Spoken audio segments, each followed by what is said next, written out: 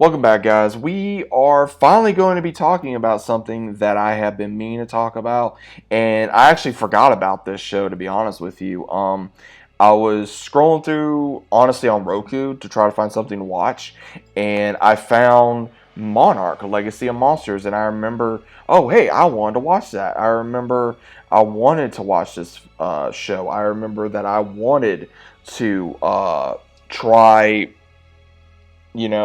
seeing how this film was going to go for this series. And I'm gonna tell you, it's interesting. I don't really know how to describe it other than it's rather interesting when you get a show, especially a show that you have to be very, very careful on how it is not only perceived, but also how it's done and what it looks like. I will say this.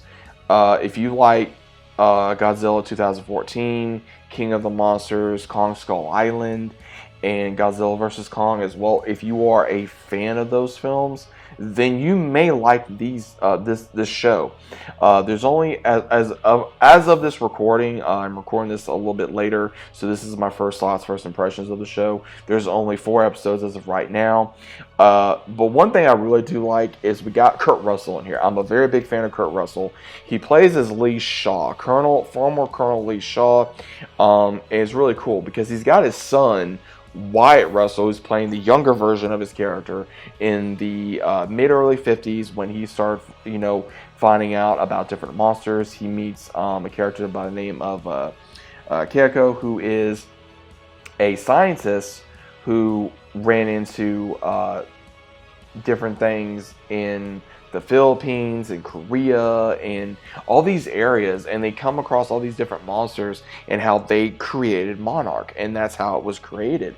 And it goes into not only their story but the current story of another character by the name of Kate, who is goes to Japan to find out things about her late father, and then she realizes that her father had another son, had another wife in Japan, and that causes a lot of chaos. And this is after the events in the Godzilla 2014 movie, if I'm correct. Now, she has a lot of PTSD. Kate does from that because I believe she was a school teacher or a volunteer, and she got caught up in the chaos on the bridge, or one of the bridges, and unfortunately she saw a lot of students die, and it really messed her up, which it would mess up anyone. And what was kind of interesting is we even see a glimpse of John Goodman in here as well, as his character in Kong Skull Island, because he throws all the stuff that he was creating for, before Monarch, and someone got a hold of these files, and this is how it began, was everyone getting these files. And what we see is when we see Kento, who is the son of Kate's, basically Kate's half brother. I'm just gonna say that Kate's half brother has his ex-girlfriend May try to download files that they found from their dad's office, and then Monarch comes onto them and has to chase them down to get all this information. Same thing with them finding Lee Shaw, the older version, which Kurt Russell plays, and they go on the run to try to fight off against not only monsters, but try to find their father, because apparently there's a good chance he could still be alive. Now, the entirety of the show is normal, of everybody wants to see the monsters, everybody wants to see these massive creatures, right? And I will say you do see, I want to say 5 different creatures so far. You see Godzilla, or a possible version of Godzilla at one point.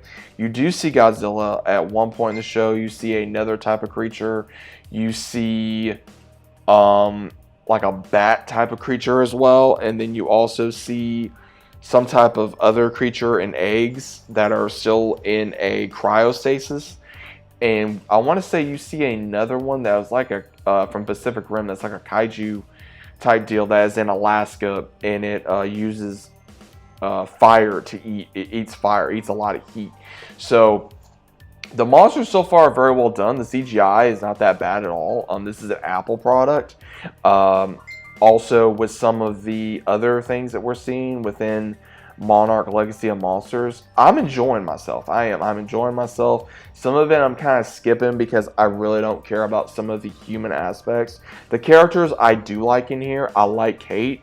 I like her story. I like her being very upset because, again, she has a right to be upset. You know, her father supposedly died, and then she finds out, oh my God, you know, he has another family, you know, somewhere, which we never knew about each other.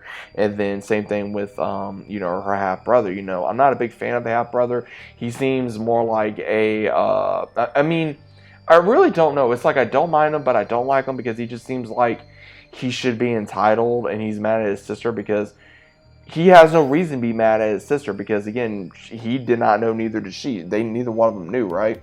I really don't care about the character May.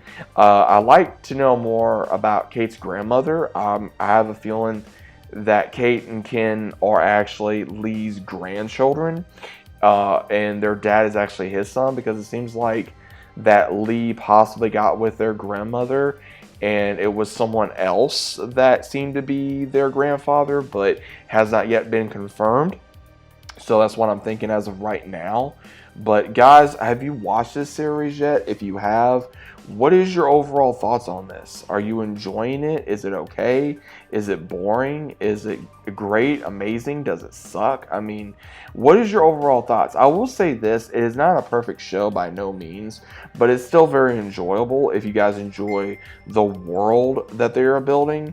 But just give it a chance. That's the best way I can say it, is give it a chance, see if it works for you. If it's not, then that's fine. If it does work, then great. But let me know what you guys think about it down in the comments. Hope you guys enjoyed, and I'll see you as always on the next one.